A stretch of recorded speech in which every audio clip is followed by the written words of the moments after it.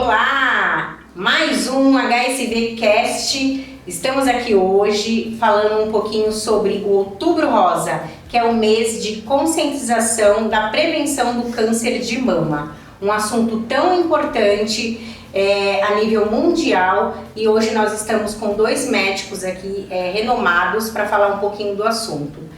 Falando um pouquinho aí de dados estatísticos, nós sabemos que o câncer de mama é o câncer que mais mata mulheres no mundo, considerado aí em primeiro lugar, e também sabemos que mais de 80% das mulheres acabam identificando esse tumor através do autoexame. Por isso a importância aí da conscientização, de nós falarmos sobre esse assunto não só mesmo no mês de outubro, mas sim durante todo o ano.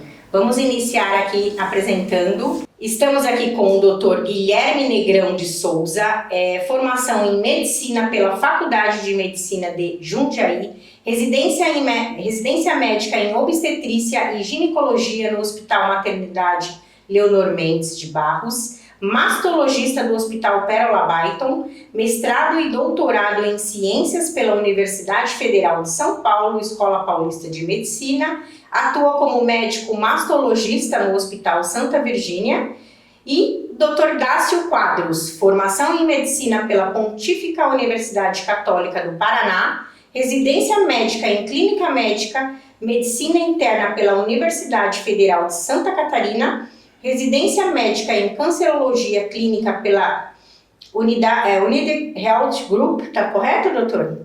Sim. Hospital Paulistano, e atua como médico oncologista clínico pelo grupo Instituto Paulista de Cancerologia, Hospital IGESP, Hemomed, Instituto de Hematologia e Oncologia e Hospital Moriá, e aqui no nosso Hospital Santa Virgínia. Vamos às perguntas. Eu vou abrir e aí fiquem à vontade para responder, tá bom? Vamos lá. Prevenção é o melhor remédio? Quais são os principais fatores de risco para o câncer de mama e como as mulheres podem reduzir as chances de desenvolver a doença? Fique à vontade. Então, com relação aos fatores de risco, ao contrário do que a população imagina, até em muitas entrevistas, 90% dos casos, os fatores são ambientais ou comportamentais. O que quer dizer isso na prática? Que existe uma relação direta do câncer de mama com os hábitos diários, tanto alimentares, como a ausência ou a pouca atividade física diária, né? E também relacionado à ingestão de bebida alcoólica. É discutível, mas nós devemos destacar também o tabagismo. Então, que fique claro para quem está nos ouvindo, né, a importância de você ter uma qualidade de vida, um hábito de vida mais saudável possível para diminuir o risco do câncer de mama. Eu acho que esse é o principal recado, né, nesse momento, com relação, né, não primeiramente ao rastreamento e sim ao principal fator de risco. Acho que é legal complementar a questão da exposição ao estrogênio, né, aos hormônios, por conta do momento que a gente vive hoje, né? A gente sabe que existe muito uso de hormônio indevido. Então, já é comprovado, sim, que o câncer de mama está relacionado a maior exposição ao estrogênio, né, principalmente. Então, tem que ser a indicação de uma hormonioterapia, né, ou seja, de uma reposição hormonal, de um anticoncepcional, e tem que ser sempre ponderado, avaliado com o médico, né, não dá para tomar isso sozinho. E hormônio para fim estético, aí mais ainda a gente precisa colocar isso em pauta, né, porque realmente aumenta o risco de câncer de mama. Né? Exatamente, perfeito. Tem toda a razão, e como ginecologista eu também devo alertar que às vezes não depende das mulheres, né, algumas coisas naturais, por exemplo, a primeira menstruação tardia, uma menopausa, né, o início da menopausa tardio, mas como o doutor frisou muito bem, a terapia hormonal pós-menopausa tem que ser muito bem ponderada. A gente sempre salienta como ginecologista que a reposição hormonal não são para todas as mulheres. Avaliar risco-benefício. Sabemos que a menopausa é um período fisiológico, né, das mulheres, porém a terapia hormonal não segue né, o mesmo caminho. Então, tem que ser individualizado. Existem indicações, contraindicações, mas até durante, né, aquela fase reprodutiva, tem que ser muito bem, né, pensado o tempo, né, de contracepção. Mas também a nuliparidade, quer dizer, a paciente nunca ter engravidado, também entra como fator de risco, e a própria obesidade, que mesmo a paciente entrando na menopausa, você continua mantendo a conversão de estrogênios, que podem atuar, né, na chamada proliferação de atipias, né, de tecido mamário, que podem culminar com o diagnóstico de um câncer de mama posteriormente.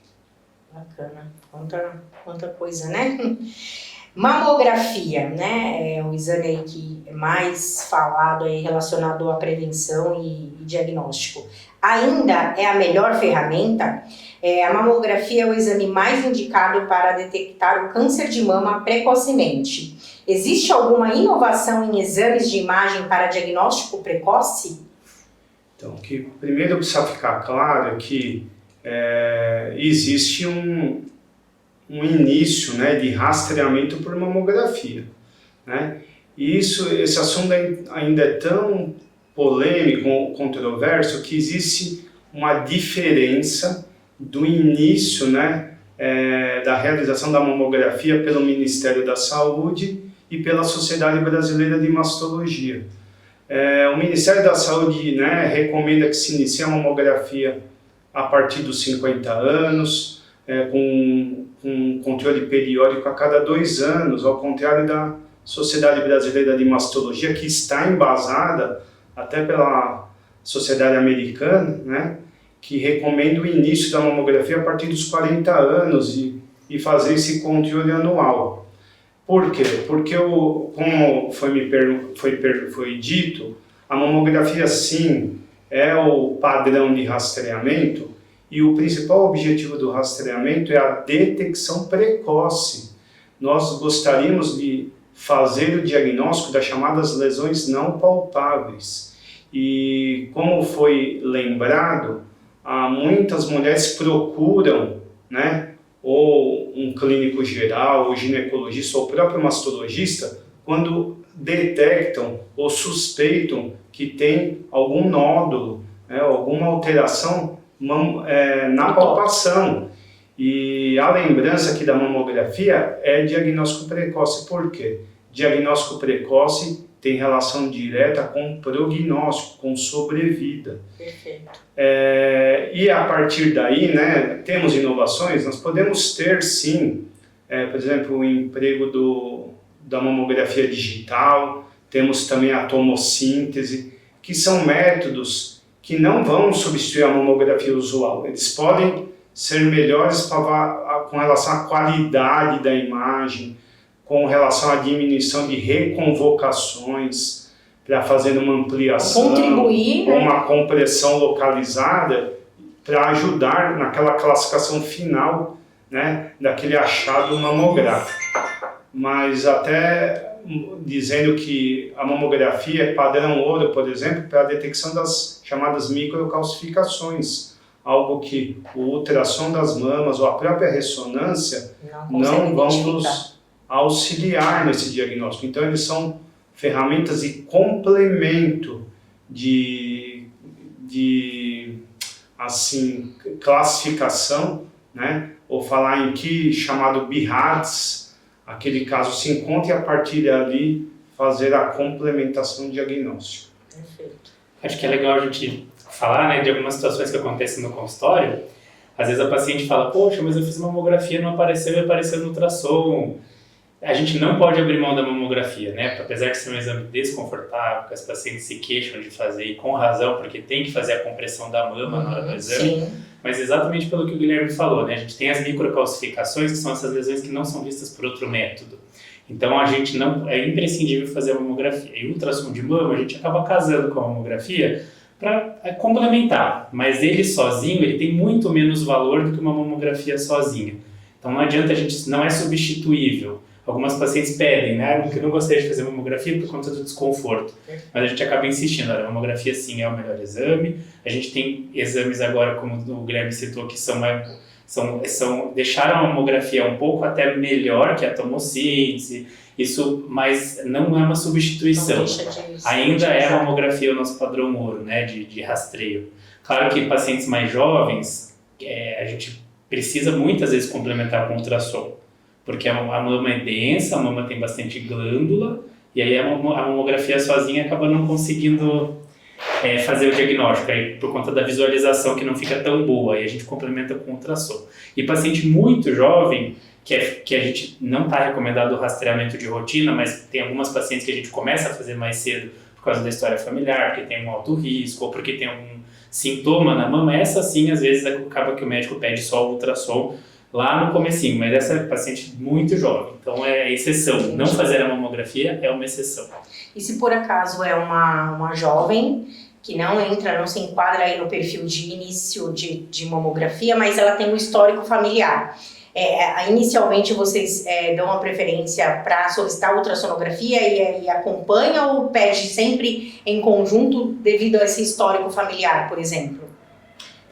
O mais importante é que se a paciente se enquadrar, né, dentro da sua anamnese como fator com risco genético ou hereditário, a recomendação é que o rastreamento se inicie 10 anos antes do diagnóstico do parente mais próximo. Aí pode incluir a irmã, a tia materna, a mãe, né? Então, a própria paciente com histórico de atipias por uma biópsia, às vezes uma investigação do nódulo mamário, essa investigação será feita 10 anos antes do diagnóstico, não antes dos 25 anos de idade.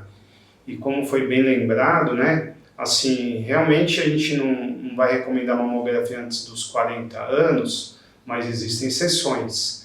E existe sim diagnóstico de câncer de mama antes dos 40 anos, como achado de calcificação mamária. Então, se eu só utilizar o ultrassom das mamas, eu vou deixar de fazer diagnóstico. Então, o rastreamento é mamografia e complementos. As mamas densas são realmente difíceis de interpretar e muitas vezes nesse rastreamento vão entrar também a ressonância das mamas. O que precisa ser discutido individualmente, né, é a periodicidade que se fará, né, esses exames de repetição. Também não podemos esquecer da própria exposição à radiação, né, a falta de acesso muitas vezes da população, e também não devemos ter superdiagnósticos.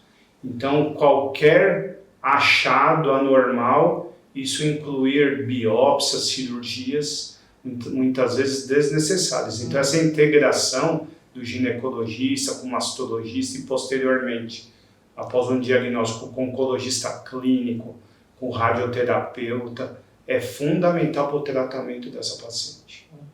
Perfeito. Falando um pouquinho que nós aqui acabamos citando o autocuidado e exames preventivos. Com que frequência as mulheres devem realizar o autoexame e as visitas regulares ao mastologista? Quais sinais de alerta as mulheres devem observar?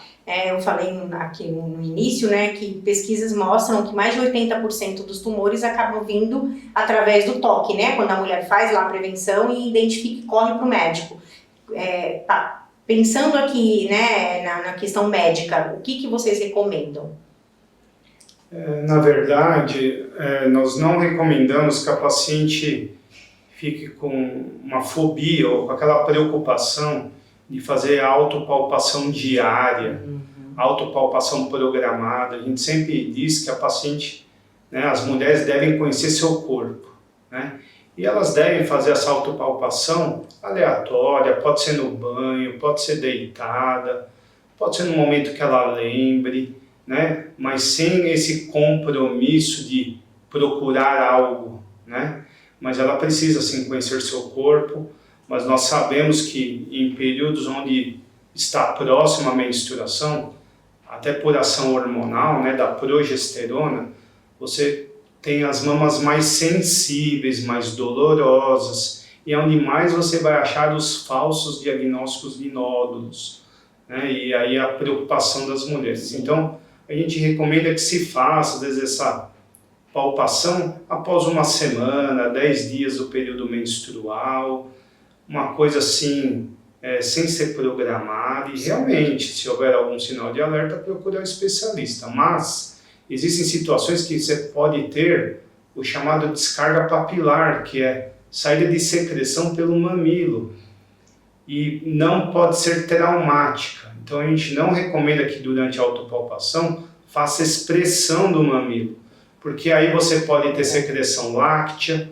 você quer a saída de leite espontânea, você pode sair uma secreção sanguinolenta que pode ser um trauma na hora que você faz a expressão, e pode ser bilateral, né? Ou seja, nas duas mamas. O que mais tem sinal de alerta é aquela secreção que sai do mamilo cristalina ou sanguinolenta, mas que ocorre em uma das mamas, né? E que seja uma coisa espontânea.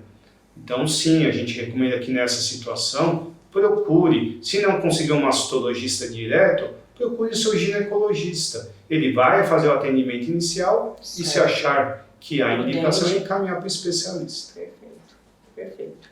E acho que nós iniciamos falando sobre isso, mas vamos abordar porque é importante, né? Estilo de vida e prevenção. Quais mudanças no estilo de vida podem impactar diretamente na redução do risco de câncer de mama? Falando um pouco de prevenção, falando um pouco de qualidade de vida, o que vocês aí, especialistas, recomendam? Bom, o que a gente sabe, né? Quando a gente sabe os fatores de risco, a gente aprende como evitar, né? Então a gente tem os fatores de risco que são modificáveis e os que não são modificáveis. Por exemplo, envelhecer não dá para mudar, todo mundo quer envelhecer, inclusive. E envelhecer é um fator de risco para ter câncer de mama.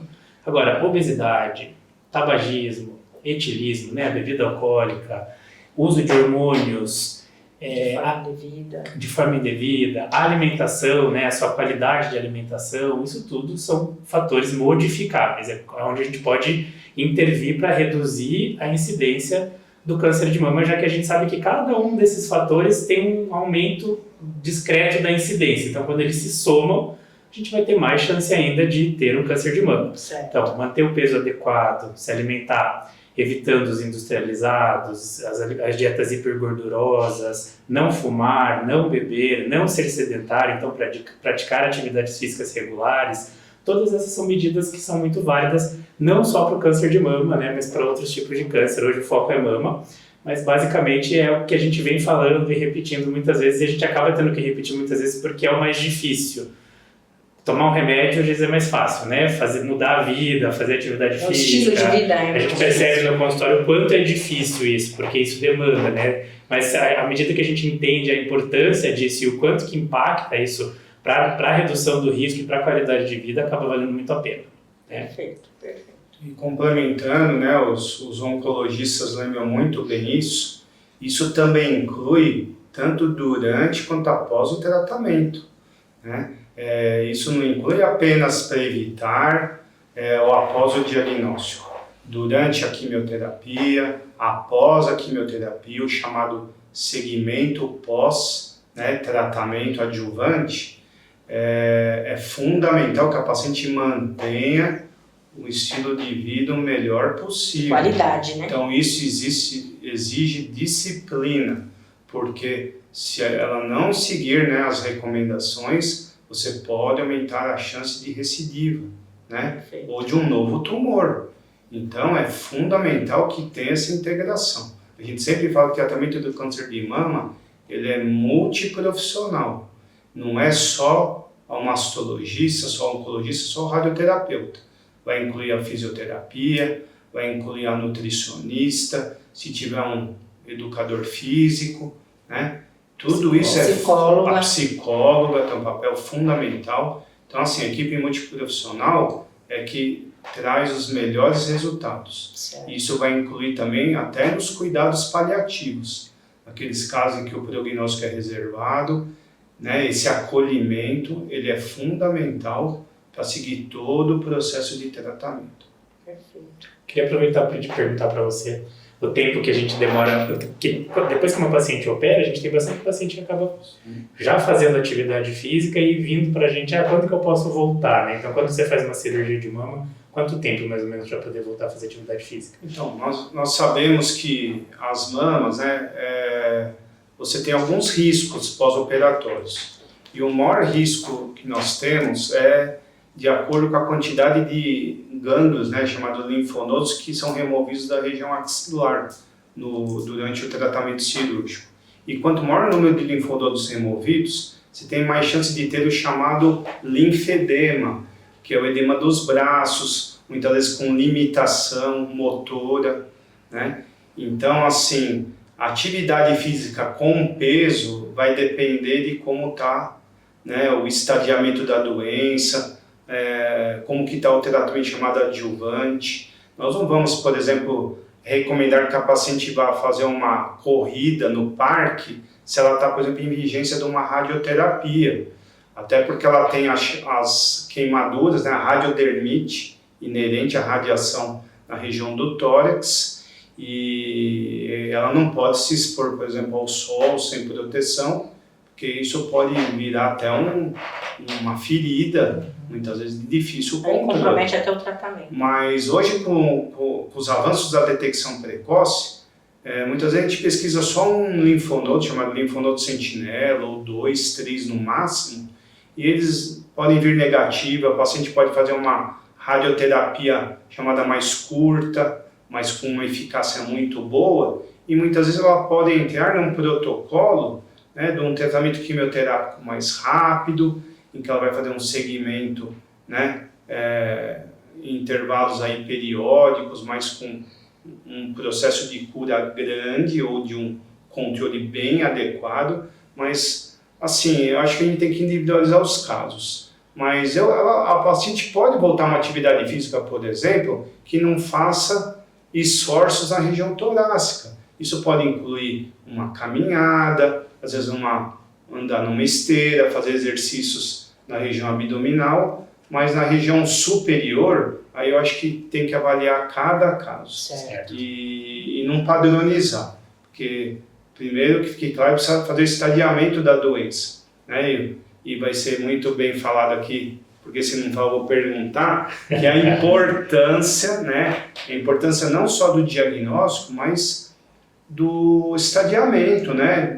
Qual é a programação, né? Porque isso tem relação direta com o prognóstico. Perfeito. Então a gente pode liberar o exercício físico sem força no membro superior, leve, sim, devagar, até não precisa esperar tanto tempo para voltar, e de força vai depender do tamanho da cirurgia. Aí a gente deve lembrar que as mamas, né, elas produzem muita secreção.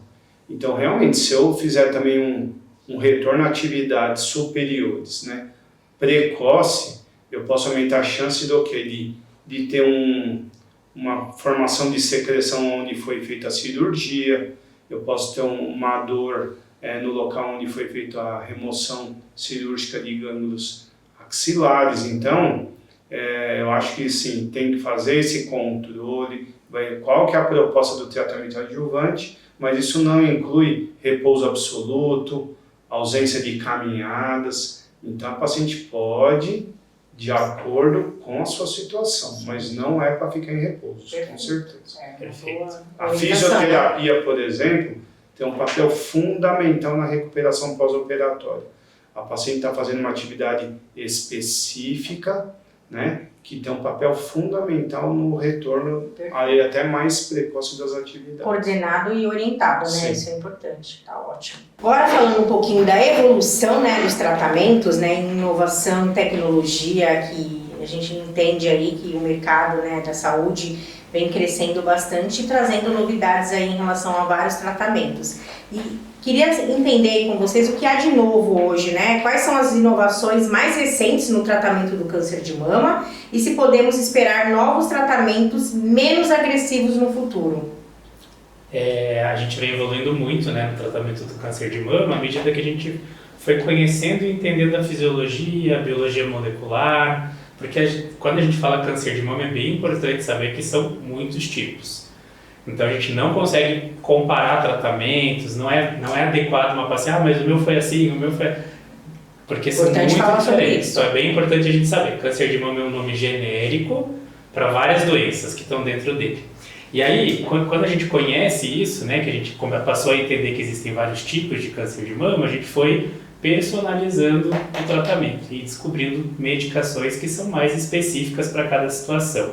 E quando a gente descobre uma medicação mais específica, menos genérica, em geral ela tem menos efeitos colaterais e acaba trazendo mais qualidade de vida durante o tratamento. Então as maiores inovações são as medicações hoje, né, são as medicações que a gente chama de alvo, né, que são os anticorpos droga conjugados, que é um tipo de medicação que Era a minha próxima pergunta, então já pode ir. Que vai lá no alvo específico do câncer de mama. Então esse é, acho que da parte oncológica, assim, do tratamento de medicamentoso é isso. A gente tem os anticorpos droga conjugados que estão chegando, a gente tem usado, já estão no mercado e tem novos sendo estudados, que são, a ideia desse, é muito interessante porque a ideia desse tratamento é ele se ligar na célula que tem que expressa aquele tipo de câncer, ou seja, aquela molécula que aquele câncer expressa faz com que o remédio se ligue nela e libere a quimioterapia dentro daquelas células. Faça uma ação direta naquele tipo de célula. Isso faz com que tenha mais eficácia e menos efeitos colaterais. Então é bem interessante, assim, a gente vem evoluindo muito no tratamento e provavelmente a gente vai ter mais novidades em relação a essas medicações que estão em estudo. Perfeito. Câncer de mama com metástase. Ainda há esperança? Quando o câncer de mama se espalha para outras partes do corpo, quais são as opções de tratamento disponíveis e como as novas abordagens estão melhorando a qualidade de vida das pacientes? É um pouco do que você já trouxe pra gente da terapia-alvo, né, do tipo de câncer. O câncer de mama metastático ele é bem abrangente, né? Que quando a gente fala de metástase, a gente está falando que é uma célula que saiu da mama e foi parar em outro órgão, né? Pode ser nos ossos, no fígado, no pulmão e no cérebro, que são os lugares mais comuns para onde o câncer de mama vai. Essa paciente, ela vai tratar o câncer de mama para o resto da vida, né? Vai ser uma doença crônica que ela vai passar a precisar fazer o acompanhamento, o tratamento, junto do oncologista e da equipe multidisciplinar para o resto da jornada dela, né? E cada doença é muito diferente da outra, então é difícil da gente colocar todo mundo dentro do mesmo espectro. Aqui eu não consigo, porque a gente tem as doenças que são mais agressivas, as doenças que são menos agressivas. Então, por exemplo, tem paciente de câncer de mama metastático que está acompanhando há 9, 10 anos. E tem pacientes com câncer de mama metastático que, infelizmente, falecem com 2 anos, 1 ano e meio de doença. Isso vai depender muito do tipo do câncer, né, da biologia que esse câncer tem. Certo. Então, temos muitas medicações novas, temos muito estudo em cima desses casos, e a gente precisa estudar cada vez mais, porque o que a gente quer nesses casos é que a paciente viva cada vez mais e com mais qualidade de vida. Então, o intuito do tratamento paliativo é um tratamento para prolongar a vida com qualidade. Então, a medicação tem que causar o mínimo de efeitos colaterais possíveis, a paciente tem que ter uma vida mais próxima do normal possível, dentro do que a gente consegue fazer, e a gente vem se esforçando para isso, né? A gente vem falando, a gente não estuda mais só o que a medicação faz para a doença, a gente estuda se ela dá qualidade de vida. O quanto ela vai trazer de reação né, e deixar do paciente acabar ter o conforto, né, e acabar... Isso. Hoje é antiético você estudar uma droga nova, por exemplo, e não incluir qualidade de vida. Você precisa incluir, então, para você entender se aquela medicação vai manter a qualidade de vida da paciente, porque a gente não quer nada que tire a qualidade de vida. Então muda um pouquinho, né, o que a gente estava falando de prevenção. Quando a gente fala de uma doença metastática, a gente está falando de um outro grupo de pacientes, né, que vai passar a conviver com a doença. Mas sim, tem muitas pacientes que vivem muito bem e por muito tempo, então aí é bem individual. Perfeito. Ok. Sobrevivência e qualidade de vida. Falamos muito sobre isso. Quais são as chances de sobrevivência para pacientes diagnosticadas com câncer de mama em diferentes estágios? E como os tratamentos mais modernos têm melhorado a qualidade de vida? Que é o que você falou agora em relação ao que hoje a gente tem aí no mercado, né? Não pensando só em tratar a doença, mas sim o quanto aquela medicação vai ocasionar reações para o paciente. Mas o quanto a gente tem aí hoje, né, de dados estatísticos que mostram aí o prognóstico para o paciente que tem o diagnóstico de câncer. Acho que a importância do Outubro Rosa, e eu acho que eu até vou pedir para o Guilherme falar dos estágios iniciais, é a gente justamente conscientizar para prevenir, principalmente, porque quando a gente fala faça mamografia, a gente está falando de diagnóstico precoce, de fazer um diagnóstico no começo. Mamografia não previne, né? A prevenção é tudo que a gente falou antes, né? Estilo de vida, né? E os cuidados. A mamografia é o diagnóstico precoce, mas a grande importância da mamografia justamente é para fazer o diagnóstico numa lesão que ainda você não palpa e que ela é bem inicial e que ela possa operar, e aí a taxa de cura é muito elevada em muitos casos. Então acho que assim, no estágio 1, estágio 2, a gente tem uma chance de cura muito alta. São muitas pacientes sobreviventes que depois vão passar a viver sem a doença, né? Realmente, assim, existem estatísticas muito sedimentadas que, assim, quanto maior, né, o estadiamento, a sobrevida, ela cai de forma exponencial. Então, o que a gente gostaria, né, de aproveitar essa oportunidade é realmente, como foi muito bem dito, né, o foco é a detecção precoce. E nós temos não só meios de rastreamento, como de diagnóstico. Nós conseguimos fazer biópsias, né, em laboratório de lesões não palpáveis, né, o chamado mamotomia, que é a biópsia que pode ser guiado por ultrassom, pode ser guiado pela mamografia. Nós temos o chamado core biopsy, que é a biópsia por agulha grossa, cada um com a sua indicação. Após isso, para eu poder fazer uma cirurgia mais conservadora, tirar o mínimo de tecido mamário possível, mas com segurança oncológica, nós podemos fazer o chamado agulhamento pré-operatório, que é um fio guia, onde você vai realmente tirar a área específica. E como foi dito, isso tem relação direta, né? Após o chamado estadiamento, o que o oncologista, né, o próprio radioterapeuta, vai poder falar sobre programação pós-tratamento cirúrgico. Nós sabemos que em alguns casos, principalmente estadiamento 2, 3, o mastologista pode encaminhar primeiramente ao oncologista clínico para avaliar a possibilidade de iniciar o tratamento com quimioterapia neoadjuvante e aí avaliar o que a gente diz de resposta primária, e depois ele reencaminha para o mastologista que vai fazer o tratamento cirúrgico e depois retorna novamente ao oncologista. Então, tudo isso é para quê? Não só para o prognóstico, para que as cirurgias sejam mais conservadoras, evitem as chamadas cirurgias mutiladoras, que nós sabemos que isso interfere na qualidade de vida, na sexualidade, né, no convívio com o parceiro, né, nos quadros depressivos. Então, existe essa relação direta. O objetivo é fazer diagnóstico precoce e, a partir disso, seguir toda a linha de tratamento que muda, não vou dizer semanalmente, mas periodicamente. E aí a gente até se perde assim, né, com os protocolos, porque realmente o papel da biologia molecular hoje é fundamental na chamada terapia-alvo, né, para que haja um melhor tratamento possível. E a importância dos dois especialistas, né, estatuando, mastologista junto com o oncologista. Fundamental. O que eu sempre falo para a paciente, né, quando ela chega no consultório operada, é assim, olha, agora tá bom, você tirou o câncer, e tudo que a gente fizer daqui para frente é para reduzir a chance do câncer voltar. E a gente foi descobrindo, porque às vezes a cirurgia ela dá uma porcentagem, é o que mais importa, é o que dá mais porcentagem de cura, mas a gente tem outros, tudo que a gente faz complementar, ou seja, adjuvante, que vem depois da cirurgia, é no intuito de diminuir a chance do tumor voltar.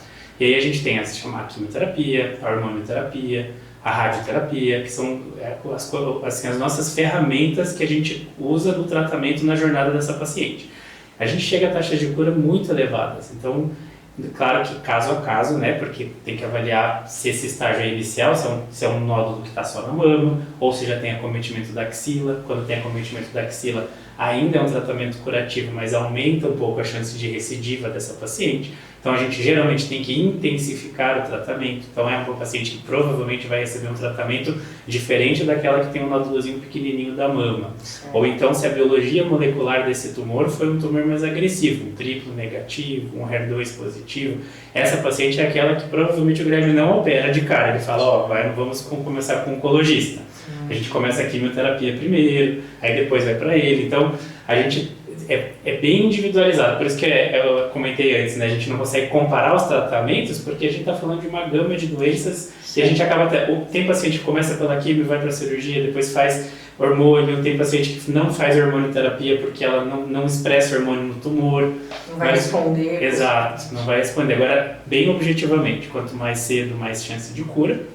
Se o tumor está só na mama e é menor, quanto menor for o tumor e ele estiver só na mama, menos chance dele voltar. Quanto maior for o tumor, e se ele já for para a axila, aí a gente já sabe que ainda é curativo, mas tem mais chance do tumor voltar. E se ele já estiver espalhado, com metástase, a gente está falando daí daquela paciente que a gente comentou anteriormente, que daí é um tratamento crônico, de doença crônica. E acho que a gente deve alertar que realmente o diagnóstico de câncer de mama chamado pré-menopausa, antes dos 50 anos, às vezes podem ser tumores pequenos, porém na avaliação biomolecular ele pode realmente mostrar ser um tumor agressivo, o chamado triplo negativo, que ele tem os receptores hormonais negativos, ou seja, eles vão responder muito pouco à hormonioterapia. E aí realmente, como foi lembrado, assim, o oncologista precisa estar junto, muitas vezes antes de iniciar o tratamento cirúrgico, e a gente realmente estudar naquele caso qual a melhor forma de iniciar o tratamento. Então, um alerta, né? Isso é a controvérsia que existe do início do rastreamento, que é rastrear a partir dos 40 anos. Essa é a principal recomendação que geralmente os ginecologistas fazem aí na rotina de consultório. Perfeito. E para finalizar, uma pergunta aí para deixar até como mensagem, né? Que mensagem vocês dariam para as mulheres que têm medo de fazer os exames preventivos ou enfrentar o diagnóstico? Bom, eu sempre digo assim, se for para o câncer aparecer, ele vai aparecer de qualquer maneira, né? Tendo medo ou não tendo medo. Perfeito. Fazendo exame ou não fazendo o exame. A grande diferença é que se você não faz o exame, por medo, a chance, se esse câncer vai aparecer, ele vai aparecer mais avançado. E as consequências vão ser piores, né? O tratamento vai ser mais intensivo, com certeza a gente vai estar num momento mais difícil, porque a gente vai conversar sobre um tumor mais avançado. Então, apesar do medo ser compreensível, porque principalmente às vezes quando você conhece alguém que teve câncer, ou teve uma história familiar um pouco mais dramática, de alguém que faleceu, a gente vê isso acontecer, né? O emocional, a pessoa fica com medo. Sim. Mas se aquele câncer for aparecer, ele vai aparecer de qualquer forma, né? Então fazer o exame é muito importante, né? Porque isso vai fazer com que você descubra cedo, tenha mais chance de cura, né? Então assim, sempre eu falo isso para os pacientes, olha, com medo ou sem medo vai, porque não vai mudar, se o câncer, não é porque você não foi que o câncer não vai aparecer, né? Assim, esse medo não tem utilidade. Respeite seu medo, mas vá fazer o exame, porque isso muda a sua vida. Perfeito. Lembrar, né, uma frase que a gente ouve muito, assim, às vezes em áreas escritas, no próprio podcast, com relação à mamografia oportunística. Então, as pacientes, a hora que elas procuram solicitar o exame, elas fazem. E isso é um grande erro, né? A paciente ela deve procurar de forma periódica o seu médico e, através disso, seguir as recomendações de rastreamento, né? O diagnóstico pode existir, mas como foi lembrado desde o início aqui, o objetivo é a detecção precoce. Perfeito. Né? E é a maior reflexão que a gente quer deixar, né? Não pensar só no mês de outubro, sim, que é o mês de conscientização, que é as campanhas que acontecem em vários lugares, mas realmente fazer essa reflexão e da prevenção. Perder o medo, e várias campanhas falam se toque, né? Então a importância de isso ser feito de uma forma bem mais natural. A Organização Mundial de Saúde diz, né, que um bom rastreamento populacional teria que chegar pelo menos a uns 70% da população. Perfeito. E as estatísticas no Brasil não ultrapassam 25%. Então, às vezes nós temos um grupo de mulheres que rastreiam de forma periódica. Só que nós temos uma grande quantidade de mulheres que nunca rastreiam. Mais de 50%. E isso é o grande desafio para a população. Então, esse mês ele serve mais uma vez, como todos os anos, um alerta para as mulheres procurarem seus médicos. Muito obrigada, agradeço aí a participação de vocês, foi um conteúdo riquíssimo com esclarecimentos aí para toda a população. Obrigada. Obrigado. Agradeço a participação de todos por mais um podcast, continue acompanhando o nosso canal.